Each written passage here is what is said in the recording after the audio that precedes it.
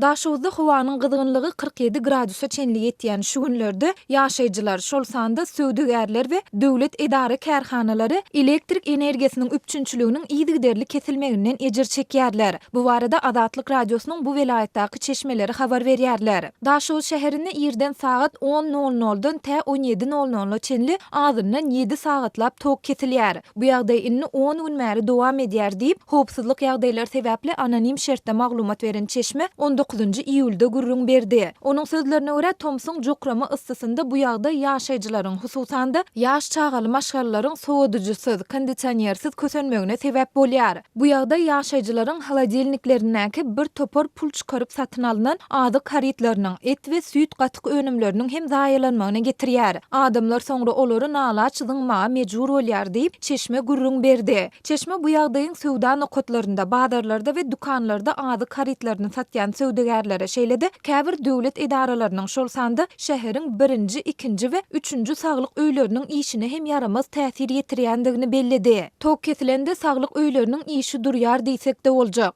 Bazarlardaky ýa-da dukanlardaky söwdegärler bolsa günnizlerini generator bilen tog alyp çykalgy tapmagy synanşýarlar. Ýöne söwdegärleriň ençemesi azyk önümleriniň zaýalanmagy sebäpli uly maddi ziýan çekendiklerini aýdýarlar diýip çeşme gurrun berdi. Şäheriň elektrik edaralary bilen söhbetdeş bolan ýerli ýaşaýjylaryň ençemesiniň Azatlyk radiosynyň çeşmesine gurrun bermegine görä jogapkär resmiler elektrik energiýasynyň üpçünçiliginiň kesilmegini awatlaýyş işleri bilen düşündirýärler. Resmiler bu ýagdaýyň şenbe gününe çenli dowam etjekdigini aýtdylar. Adamlar munyň bejeriş işleri sebäpli däldi, elektrik toguny tygyşytlamak maksady bilen kesilýändigine ynanýarlar diýip çeşme aýtdy. Azatlyk radiosynyň Daşow şäherinde elektrik energiýasynyň üpçünçiliginiň kesilmegi we onuň sebäpleri barada maglumat almak üçin şäher häkimligi we şäher elektrik edarasy bilen habarlaşyp kommentari almak synanşyklary netije bermedi.